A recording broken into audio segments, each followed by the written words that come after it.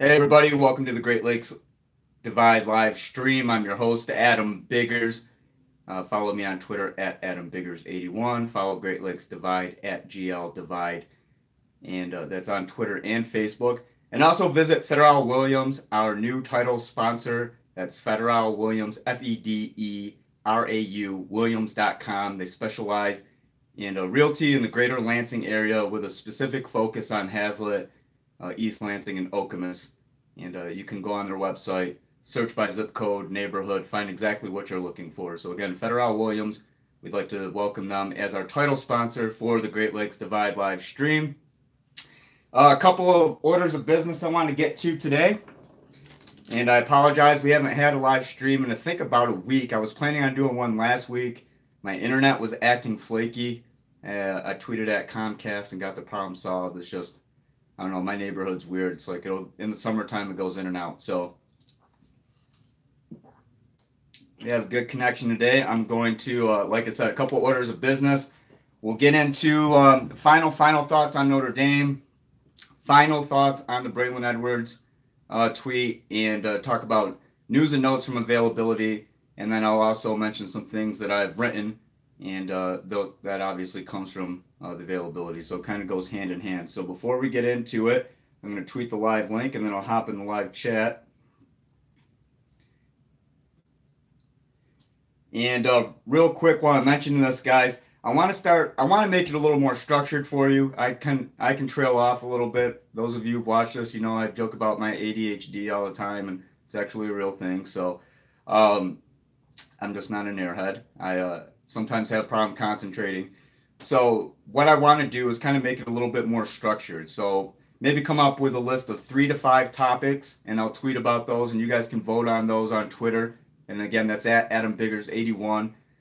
Come up with a list of about 3 to 5 topics that we want to focus on, and then have kind of the free-for-all question session at the end, rather than just bouncing back and forth. And like I said, I do that. That's on me a lot of times because I see a new comment and I'm like, oh, wow, let's go back to that. So I want to make it a little more focused. And speaking of focused, I thought we had the issue done with this camera. It's kind of going in and out, but hopefully the quality is okay. So real quick, guys, I'm going to tweet the live link. I see Jay, Steven, Darkman, and Aaron.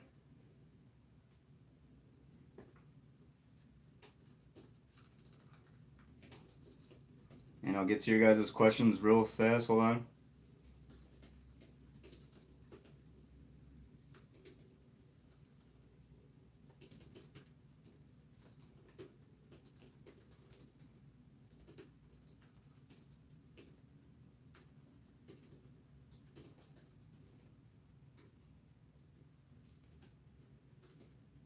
I don't know if I haven't told you guys already, we've formed a sponsorship with Detroit Sports and Entertainment. So I encourage you guys to follow them on Twitter at DET Sports ENT. Check out their content. We'll be moving all their college content to Great Lakes Divide. So it'll be primarily focused, like Ryan and I intended, Michigan and Michigan State. But we're also going to have some Western Michigan, UDM, Central Michigan. You know, those schools deserve some coverage as well. So we're looking forward to providing that. And this thing has not been having an issue during the availability sessions. I don't know why it's doing this now, but I apologize, it's going in and out. So anyway, guys, Jay Steven says Michigan needs to fire the offensive coordinator and offensive line coach. Jay, there is no offensive coordinator. Darkman1212 says, what's going on, Adam? Hey, Darkman, how you doing? Aaron Y says, we don't have an OC. Yes, Aaron. Unless you're talking about Jim H. And, I mean, Pop Hamilton, I think, is kind of the de facto offensive coordinator. Final play calling, guys, we've been talking about this, I think, heavily since last year. Final play calling is in the hands of Jim Harbaugh. So, at the end of the day, you know, the coaching, and if you want to question, and that's, I guess, is kind of a segue to the Braylon tweet, if you guys want to start with that. You know, if you're going to criticize the way Michigan's playing, I mean, it's coaching. I mean, and if it's not the quality of coaching, it's play calling. I mean, I think it's plain to see that Michigan's offense just does not have that flair, doesn't have the wow factor that we thought. I mean, I thought the Wolverines did well with Shea Patterson going to the tight ends, 4 for 8 with the tight ends. Oliver Martin had a really good game, 3 of 4. I mean, there were little things that you could take away from it, but as a whole, You know, another Nico Collins 52-yard catch. I wrote about that on Great Lakes Divide, so check that out. But as a whole, the offense really lacked a wow factor, and that's an issue. And I mean, what's the primary concern? I think it's what we've all been talking about since preseason, since spring, since last year. I mean, the offensive line. The offensive line, there's no question, needs to improve, and I think that's got to be a focus, especially against Western Michigan. Lower opponent or not, the Wolverines' offensive line needs something that's going to serve as some sort of pick-me-up, especially after Notre Dame. Notre Dame's defensive line looked great. Notre Dame's defensive line looked like what we expected Michigan's defensive line to look like. Aaron Wise says, as far as the O-line goes, we have a great O-line coach, but wondering if our O-line has reached their peak. Well, no, they haven't reached their peak. I think that's kind of the problem. They need to be higher than what they are right now. I know it's early in the season. They're not going to be, you know, in peak condition. But at the same time, you're going on the road to Notre Dame. You've already been through camp. You had spring ball, summer conditioning. I mean, you better be good. And that's just the fact of the matter. After the game, I asked Harbaugh if he thought that there were any communication issues between Shea and the offensive line. He said no. I mean, to the naked eye, and I've watched the game a couple times now, especially in the hurry-up offense, especially when it came to clock management, it did look like that Shea was scrambling a little bit in the offensive line. I mean, that's just my assessment.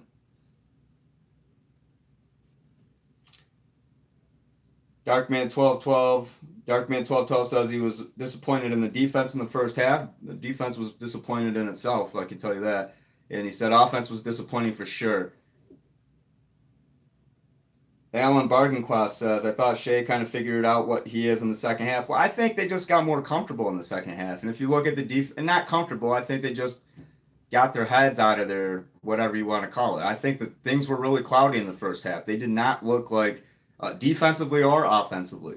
You know, I mean, I thought Karan Higdon had a couple nice carries, but at the same time, you know, we didn't see Chris Evans with a carry in the first half. I thought in the goal line situation, go to Ben Mason. You know, there were, 3 straight drops, DPJ, 2 of those, and Grant Perry, or it was either Grant Perry had 2 and DPJ 1, but it was 3 straight drops. And I mean, I'm not a football coach. Maybe some of you are out there, and I think we're talking about a different animal if you are a football coach, unless you're a D1 football coach. I think it's fair to ask why plays aren't working, but when it comes to play calling, I think the strategy involved in their intent, I can't really question that because, I mean, you have to assume that they know best what they're doing. But you can't question why this play isn't working. And I think it is fair to question, too, okay, why aren't you doing this rather than going in there like a bulldog and you know, thinking that you know the playbook? Because we really don't. And speaking of the playbook, Jim Harbaugh during the Big Ten conference call, I asked him about that 52-yard reception by Nico Collins. And he gave me the most thorough answer he's ever given me, and the most thorough answer I've ever had from any coach about breaking down a play. He said it was a 3-level read. Chris was open in the left flat. Sean McCune, he didn't say the route. I have to rewatch it again. I think it was a corner route. Sean was open on that, and then Nico was open deep. So Harbaugh said that Shea did well with the play fake and selling it, and that was a pump. And I think the look to Evans like that, like I'm Shea, I'm doing that right now. And then going downfield to Nico. And Nico actually had to kind of come back a little bit and grab that ball. So Harbaugh said everything about it, you know, worked out well and execution-wise. So I mean, things like that, and that was the first play in the second half. That was right after the delay of game. So they immediately took a shot to Nico. They were immediately thinking, get back in it real quick, because down 21 to, what was it at halftime? 21-10. How quickly I forget. No, it was 21. Yeah, it was 21-10. Never mind. Brian Jordan says, was Notre Dame's defensive line that great, or does Michigan just have a terrible offensive line? I mean, I think it was a mixture of Michigan's offensive line not playing well and Notre Dame's defensive line kind of smelling blood in the water, right? In attacking. That's what you're supposed to do.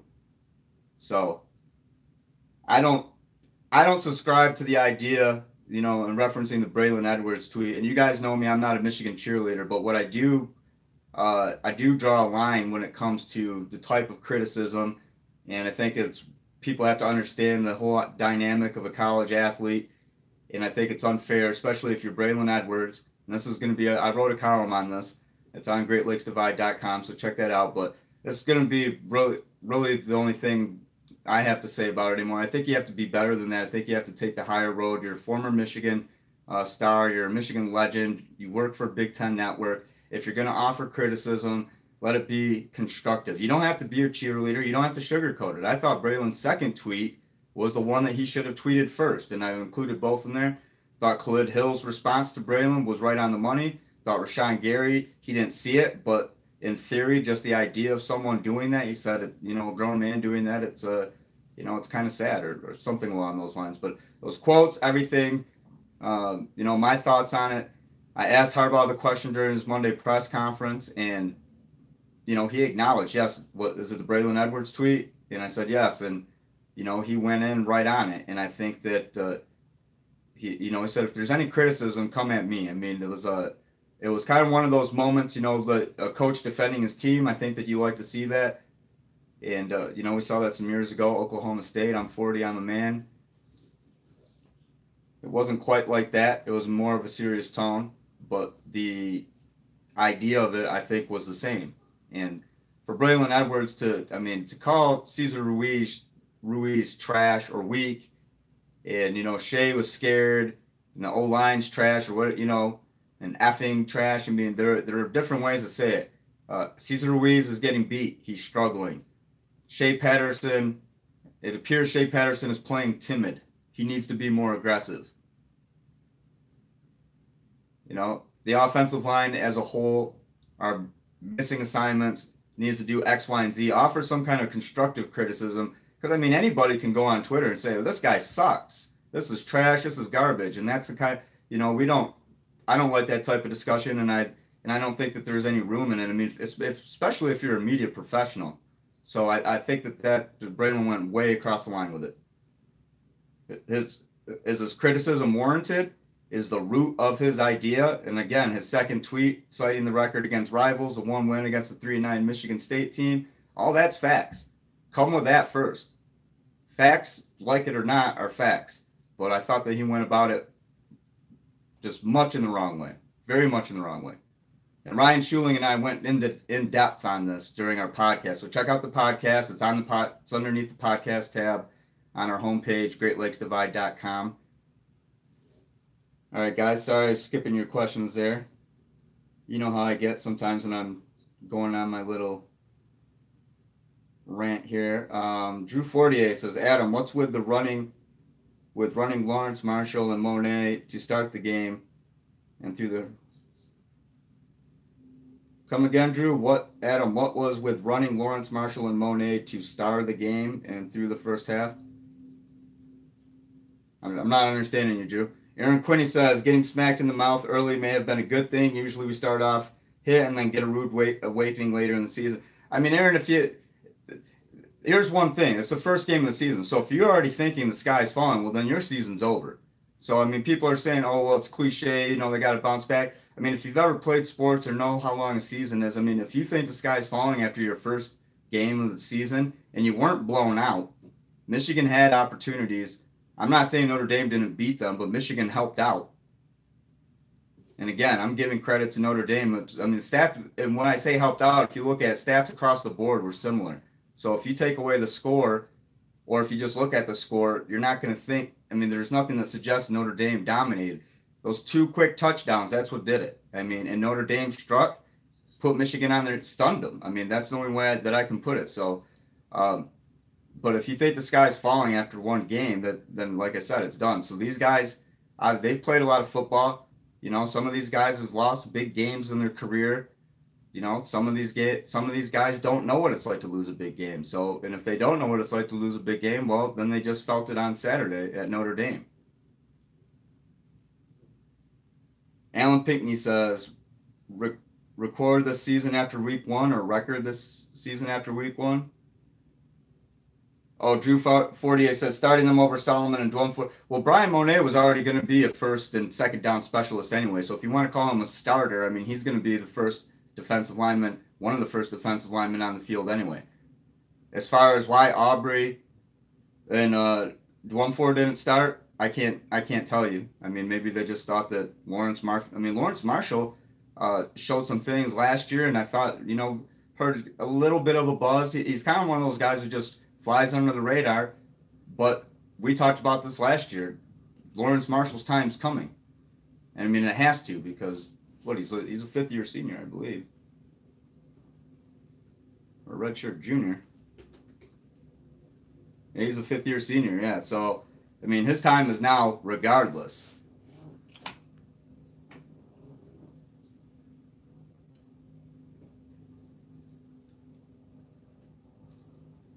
Robert Protzman said they played the second half and only allowed 3 points. Well, I mean, it's not just them. I think the defense as a whole picked up. Colin Bell says, I want to see more trust in the quarterback play via play calling and continued improvement on the O-line, and Michigan will still be a great team this year. And Colin, I agree with you on, yes, Michigan needs great quarterback play and yes, improved offensive line play. That was, those were the concerns coming in. Now people, I think, because of the first half against Notre Dame, because of the quick stun, I mean, if you, let's don't get in a fight, but let's say if you get in a fight and somebody hits you quick, twice, I mean, did you just get your butt kicked? Well, not if you don't fight back. I mean, Michigan fought back. So, I mean, and I'm not trying to spin this and make it positive and be out, if it's doom and gloom, I'll tell you. And that's another thing in the column that I wrote. I just thought it's a really easy column to write right now, to just pile on all this stuff. I mean, we're talking about 2 plays, and Harbaugh would have 2 more rivalry wins. I mean, at Ohio State, JT was short. 2015 against Michigan State, they pumped that ball away, and that's a win. So, I mean, and does that change the narrative? And, Rob Parker, and I don't really pay attention much to what Rob Parker says. Most overrated coach is Jim Harbaugh. Then you have Skip Bayless and Colin Cowherd changing their tune and saying how he's underrated, and even daring to compare him to Nick Saban. So, I mean, I've made this point before with Jim Harbaugh. It's like people flip-flop on this guy. If Harbaugh's not the guy to do it at Michigan, nobody's going to do it. And I joked in the column, I said Ward Manuel would have to hire God himself for anyone else to care about as much. So, I mean, the whole doom and gloom, skies falling, this loss to Notre Dame. I mean, this is going to be a season to show, okay, were they growing pains? Was this a program that was developing? And then here at the end of the 2018 season, we're talking about, okay, wow, look at what that Notre Dame game did. Or are we talking about, look, okay, lost big, home game, a big conference home game to, let's say, like Wisconsin or something, or they go on the road and lose at Northwestern, and, they lose to Michigan State again, and then at the end of the season, get drilled by Ohio State. Well, then I think that there's got to be some serious questioning, and I think where that questioning goes is certainly on the offensive side of the ball. I don't imagine that it's not like this defense is just going to all of a sudden crumble and fall apart. It's not built that way. And again, if you saw, pay close attention to that second half, that was more of a Michigan defense. And it's not like Notre Dame was a trash team. I mean, that's what I don't get either. I think I know there were people out there, calling for a Michigan blowout, and to think that, I thought was just a complete stretch. Again, I called 21-17 Notre Dame. It was 24-17. It was exactly how I expected it to be, minus the 2 quick touchdowns. I did not see that coming at all. Tatanda Zinyemba says, watch from Zimbabwe, very disappointed in the O-line. Runyon needs to improve big time. Tatanda, was that live, or did you have to catch like a replay? Because what's the time difference there? It's got to be, 8 to 10 hours, I'm guessing? It's 2:26 Eastern time for me it's a Wednesday, so I'm assuming it's still Wednesday where you are? Late night Wednesday, I'm guessing? How that earth wrote. Anyway, Robert Protzman says, do you think that they have to make a change on O-line? 3 sacks given up by left tackle. I feel they should throw Jalen Mayfield or James Hudson and see what happens. Well, I mean, I put it this way: if they're not going to put their worst guy on the field, right? They're not going to say, okay, well, Runyon, we think you are the third best left tackle that we have, so we're going to start you against Notre Dame. They obviously think John Runyon Jr. is the best left tackle that they have. So why would you, and I made this argument last year, with the quarterback thing. I mean, why would you go in and purposely put, and I'm not saying they're inferior, but why would you, in that sense, but why would you put replace your best product with an inferior product? Simple answer is Mayfield or Hudson will get in there when they're ready, or if John Runyon, I'm wondering if they get, and I'm certain I'm pretty sure there's got to be a threshold once they say, okay, look, Runyon's plays here doing this, Mayfield's kind of like this. Once Runyon kind of dips down in that, and he and Mayfield are on that, or Hudson or whoever it is, come even, then that's probably when they're going to make the decision.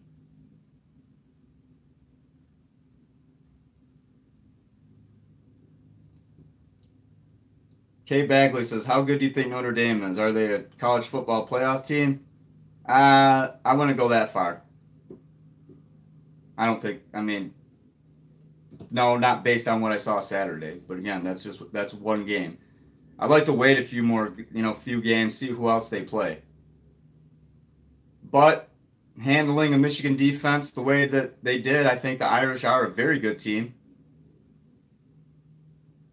I wouldn't be surprised if Notre Dame remains in the top 10, 15, throughout the year. But again, without seeing them play a couple times, you got to factor in all kinds. On paper, or what I saw Saturday, no, not a college football playoff team, but I mean, looked like a, 9-10 win team to me.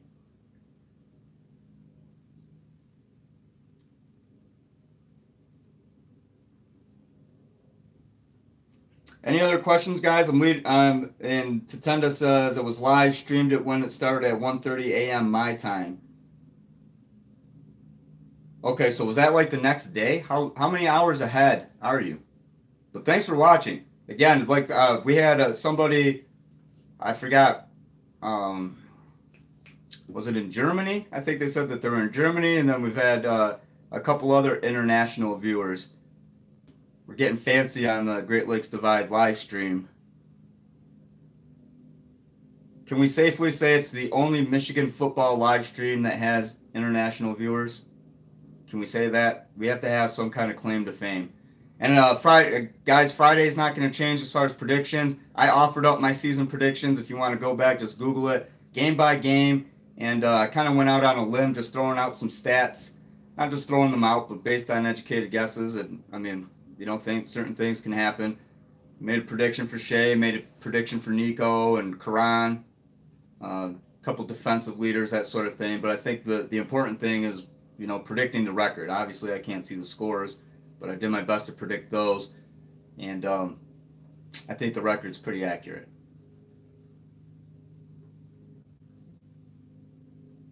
Any other questions, guys? We're going on 23 minutes, and I notice it's still kind of going in and out. I've trying everything I can to make this more stable. I don't know if I have to change modes or something, but I'll do what I can. Did Jed Fish, Colin Bell wants to know, did Jed Fish get asked to leave Michigan after 2016, or did he choose to leave? Has Harbaugh mentioned any interest in an offensive coordinator since 2016? Colin, I don't know. I can't tell you that. I mean, it was a mutual separation from what I understand. And I've heard some details about it, but I mean, nothing. That's all that I can confirm is that it was a mutual separation. I think that Jed Fish was looking, for a bigger role, and obviously he got it.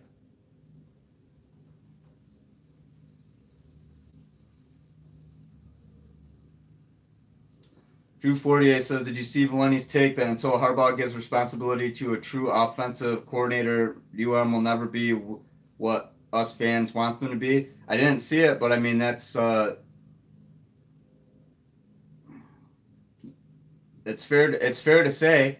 I think the idea, whether or not they're going to slap a title on, because they're full right now in terms of titles that they could throw around and coaching staff members, but unless they can delegate that in-house to where there is one guy who is specifically, my thought on it is with the offensive coordinator, that gives the last say.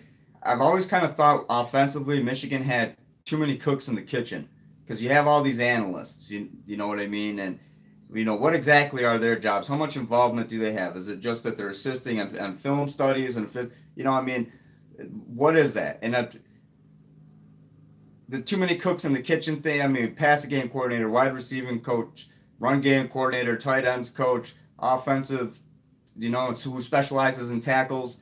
I mean, they're kind of fancier, more specific titles.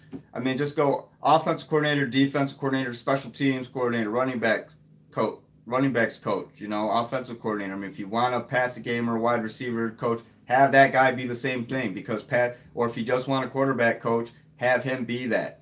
So, I mean, the title's kind of clouded up, right? I mean, passing game coordinator is, I would think that having those responsibilities and given Pep Hamilton's background, in my eyes, he's got to be the de facto offensive coordinator.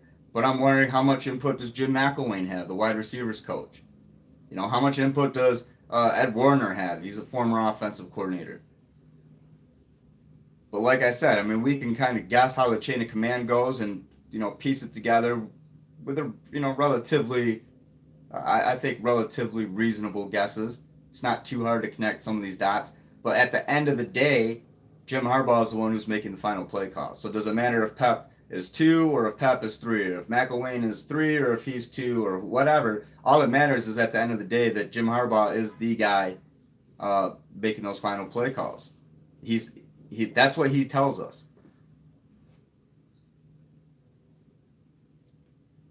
Aaron Quinney says DPJ off punt return. Insert Ambry. DPJ overrated. I hate to say it. I think it's too early to say that, Aaron, but Ambry Thomas, big play guy. He wants the ball. And there was a video we shot. Ryan Schuling was down there with me. He actually shot it while I was asking questions. So thanks, Ryan. So that way I could tweet at the same time. But I asked Ambry if there's any plans. They're not going to put him on offense. So, I mean, I know that, whispers of that. But in terms of, return duties, Ambry, I mean, you can't deny it. That was the first kickoff return for a touchdown since 2015. J.U. Chesson did it a 96-yarder against Northwestern. Ambry's was 99 yards on the road at Northwestern. So not only did he get him by yardage, but he also kind of outdoes him a little bit because it's on the road. It's a night game, and it's at Notre Dame. So Ambry's, you have to give Ambry that's impressive. Although J.U.'s was impressive too. J.U. could, really burn up the field. He was fast. Ambry Thomas, from what I'm told, is the fastest guy at Michigan right now. Cameron Clark, that play action on the 2-yard line was pathetic. Are you talking about was that drop by? That was one of the drops either by DPJ or Grant Perry, if I'm remembering correctly. Robert Protzman says, Colin Bell, I agree. I love Michigan, but our fan base can be awful sometimes. I think all fan bases can be, but Michigan, and again, guys, I'm not knocking Michigan fans. There's an element of Michigan fans who are bipolar. I mean, and literally, because one tweet to the next, one play to the next, one game to the next. I mean, I feel like feelings change so much, and I get that, Michigan fans, especially the older Michigan fans, the younger Michigan fans, I think, just go on based on what they learned from the older Michigan fans who still remember the 97 national championship, who still remember Desmond and Charles Woodson in the 90s, who still remember, like Tim Biaka-Batuka and Elvis Gerback. I mean, I remember watching those guys play just because I was watching games that Michigan was playing in. So, and even back, to the 80s with Bo Schembechler. And there's people who remember all of that, and they want that to come back to Michigan football.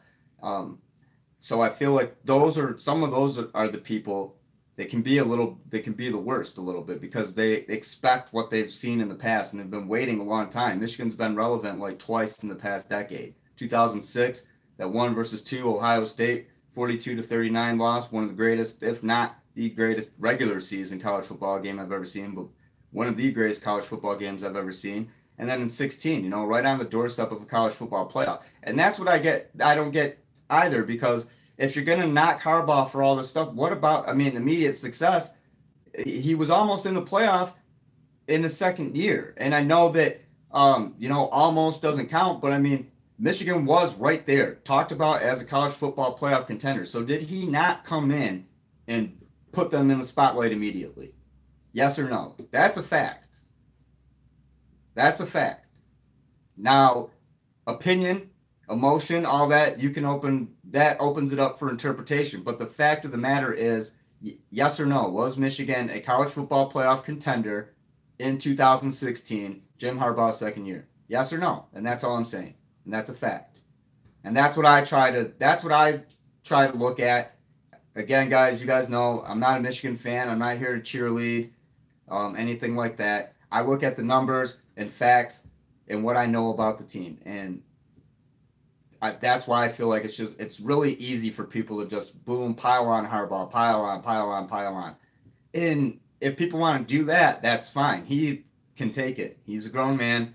Jim Harbaugh can take criticism. But he doesn't, like I said, were the personal shots from former player and BTN analyst at Cesar Ruiz, at Shea Patterson. Constructive criticism would have been one thing, but the way that, that whole thing was done was just, it was fanboy. It's the kind of tweets that I'll get from people who I tweet something positive about Michigan, a stat or something, and then it's a stat, and people interpret a stat, factual numbers, and then, you're supporting Michigan, or or they're tweeting me. The trolls are tweeting me and saying that I'm a Spartan informant, and that reminds me, I got to call Mark D'Antonio after this to tell him. But anyway, no, okay. So I mean, you get that, you know what I mean. You get that element, and I think that Jim Harbaugh doesn't care what. I don't think he cares what they think. I think what he cares are the people in the program and the people who are logical about college football and understand that there's a process. And again, it's not like he didn't in the second year get them right there on the cusp of a college football playoff. And I know that that's not good enough. They don't give out trophies for being on the cusp. They don't put up a banner for being on the cusp. But to act like he hasn't come in and won and made Michigan relevant and cultivated, an environment about growing a program, all that fancy talk. If he hasn't come in and done a good job, I think the people are out of their minds, is what I'm saying. Sam Worley says, you aren't a Michigan fan? WTF. No, Sam. Sorry, I cover Michigan, man.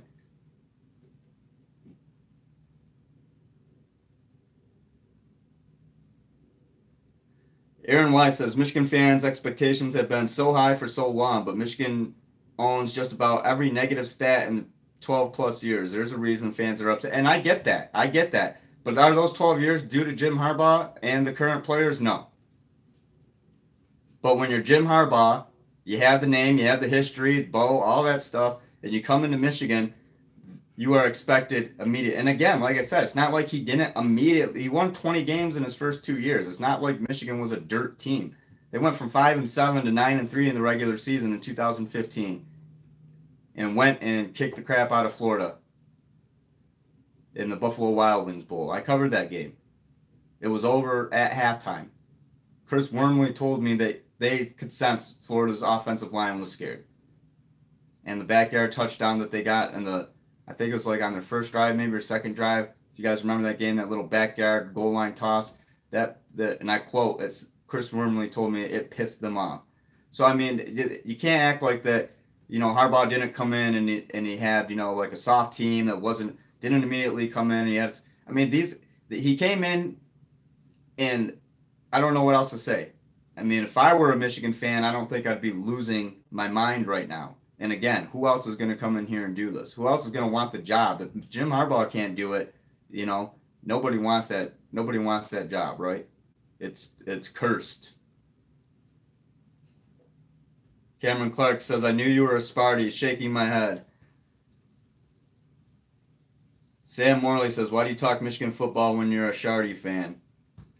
Why are you watching? Because I cover Michigan football and I know about it. Drew Fortier says, first game of the season for any team can be tough, especially on the road against a good team. Michigan still controls destiny has a great defense and a chance to beat Michigan State and Ohio State. Everyone relax. Drew, I think that with it being so early, and again, we hear all this stuff. The goals are still ahead of them. They're 10, and they are. And if you think that the season's over after one game, I think you're sadly mistaken. And especially in the way, if you look at some of the things that we saw in that game, again, I'm not putting a silver lining around it. It's a loss. It's a rivalry loss. It's a road game. It's, playing Notre Dame for the first time in 4 years, all that stuff. But at the end of the day, it is not cause to think that Michigan football is just going to be inept this season. It's not going to be, what I think a lot of, again, and then watch. Saturday happens, Michigan goes, puts up big numbers. You guys are all back and, go blue, and they're going to go 12-1 or 11-1 now and still have, that's what I just don't get. Sit back, relax a little bit, take a deep breath. They have a lot of games to play. They have the talent available. I think part of the problem with the offense is not only, like I mentioned earlier, there are too many cooks in the kitchen, but so much turnover on the offensive coaching staff. We don't see that on the defensive side. Couple, switches here and there, linebackers coach, maybe a new defensive backs coach. But the bulk of it, the most important part, defensive coordinator, defensive line coach, that's remained the same. So I think I'll go back to whoever brought up the Valenti comment. I don't think it's necessarily until Michigan can say, okay, they have an offensive coordinator and stick with him. I think it's until Michigan can stick with an offensive coaching staff. Period. It doesn't matter if the guy's called the offensive coordinator or the guy who stands in that big room and makes little squiggly lines and circles and on the whiteboard. You call him what you want. But until that guy's the same guy who was there last year and the year before, and the other guys are the same, that's what I think the Michigan's offense will truly, because we talk about all the potential. We see, the coaching, Jim McElwain coming, he's had success and all that stuff. Okay, well, that's great. But we keep talking about that every single year. So until those guys are the same,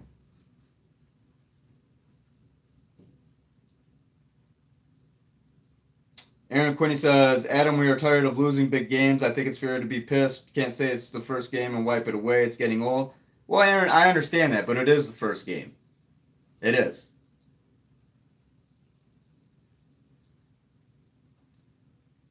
Fuzzy Boy 32 GD says you can be upset but relax. It's not the end of the world, and that's kind of what I look at too. You saw a lot of it on the Michigan State side as well, right? A lot of Michigan State fans Utah State gave the Spartans much more of a game than I think anybody expected. And Spartans fans are losing their mind. And media is Michigan State. Michigan State was talked about as a college football playoff team preseason. Michigan State was talked about, a favorite in the Big Ten. Just because of 38-31. And yeah, they still won. So, I guess it's easier, for Spartans fans to stomach that. They didn't play well. Offensive line was not good. Those are two common factors. Offense on both sides, Michigan and Michigan State did not play well. Michigan State's defense didn't play well. Gave up 31 points to Utah State. This isn't Notre Dame on the road. This is Utah State, who's playing its bowl game in the first week of the year, basically. And maybe I'm underselling Utah State a little bit, but you get the point. It's not on the road at Notre Dame on prime time at night. Aaron Quinney says, Adam, I need you as a guest on my podcast, Michigan Man Cave, on SoundCloud and iTunes. Would love everyone on here to check it out. Well, Aaron, since you watch, we'll allow the promotion of your podcast. Sure, man. If you're on Twitter, just message me at AdamBiggers81. I appreciate the invite. Thank you. Tatenda says we need an OC. We need a different perspective. But Tatenda, what about what I just said about who cares if it's an OC, if that's what they're calling him? What about the same guys every year? If you look at, a guy like Grant Perry, look at these seniors.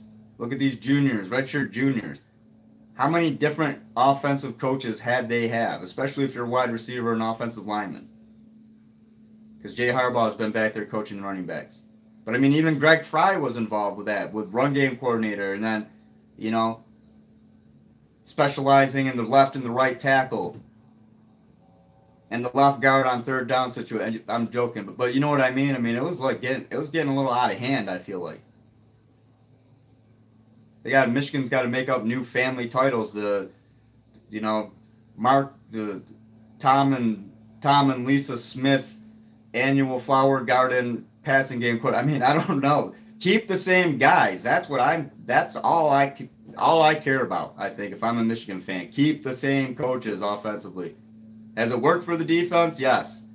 Does it matter if the guys call an offensive coordinator again, or like I said, the guy who draws squiggly lines on the whiteboard? Who gives a crap? Tatenda says at least Michigan State wins some big games. That's true. I mean, the Spartans have, and that's a credit to Mark D'Antonio. But Mark D'Antonio's been at it, this is his 12th year at Michigan State? His circumstances were a lot different. But I see your point. Yes, Michigan State has, and if you look at, I saw a stat, Ohio State, in 6 years, Urban Meyer's lost 8 games at Ohio State. In his past 16, Harbaugh's 8-8. And this one's probably going to, I'm not trying to stir the pot here, but I mean, you know what I mean? You could talk about all that stuff. But also, you got to factor in how strong the Big Ten is. And again, I'm not making excuses for Michigan. I think there's plenty of room for criticism. But you have to look at it, look at some numbers, bring up specifics. To just say as a whole the offense sucks, that's inaccurate. To say as a whole the defense is overrated, that's inaccurate. An overrated defense doesn't buckle down in the second half, down 21-10, give up 60 yards and allow a field goal. And not saying there's no continuity, but it's not continuous flow. And maybe, okay, that's what continuity means. Whatever. Damn it, Tatenda. You got me. I try to disagree with people as much as possible.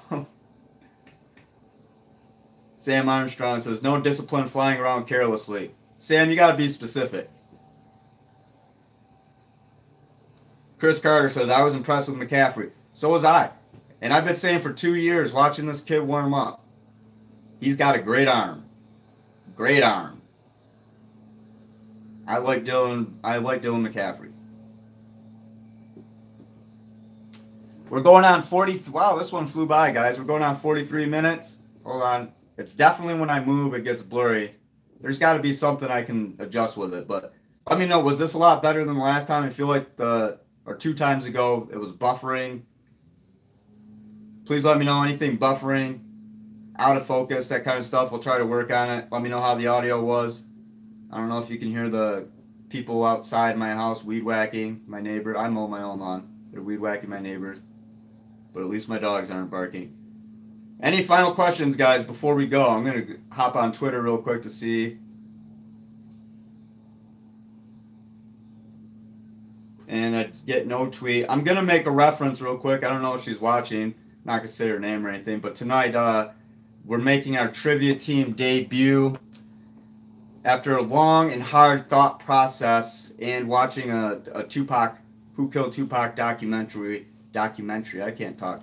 We've come up with the trivia team name of Shug Did It. So I want to know by a show of hands, thumbs up, comments, who approves of the trivia team name Shug Did It. I want to know if we did. I mean, we're keeping it. You guys aren't going to change my mind. I just want to know in terms of public opinion. Yes or no? We're ending on that. And actually, we'll end on Alan. You guys got to vote yes or no on that. Then we'll. Alan Pinkney's final topic says, do we beat Michigan State? Right now, and it's at Michigan State. I mean, Alan, do you want me? No. If you want my right now answer, no. Went to Notre Dame and lost. That's a big road game. I need to see Michigan win big road games, just like you guys do. But I'm not, singing the swan song and saying that Harbaugh's got the program going in the gutter and that they can't win. So nobody's going to vote on the trivia team name. I like it. Shug did it. Anyway, I'm Adam Biggers. Thanks for watching the Great Lakes Divide live stream powered by FederalWilliams.com. They hold the key. Check out FederalWilliams.com. They focus on real estate in the greater Lansing area with a specific focus on Hazlitt, Okemos, and East Lansing.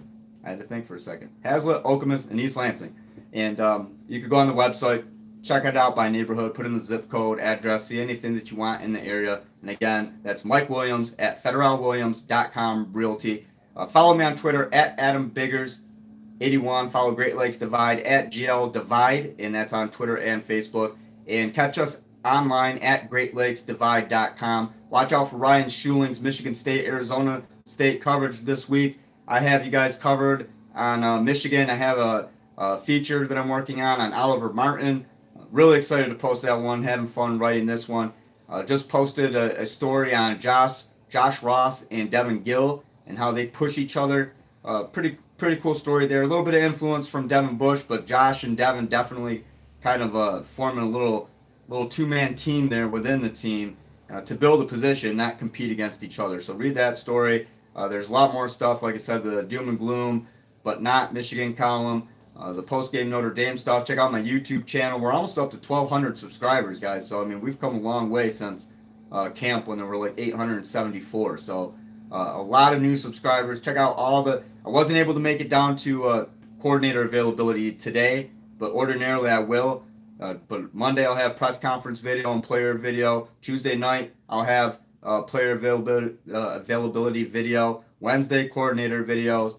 Saturday, post game conference and player availability. So that's when to expect the videos now. And again, subscribe to my YouTube channel and catch them all there. So thanks for watching today. I appreciate the time, guys. I will talk to you next. Oh, hold on. Tatenda says OJ did it is better than Shug did. We were thinking about it, but we wanted to base it off something that was like personal, right? That we, we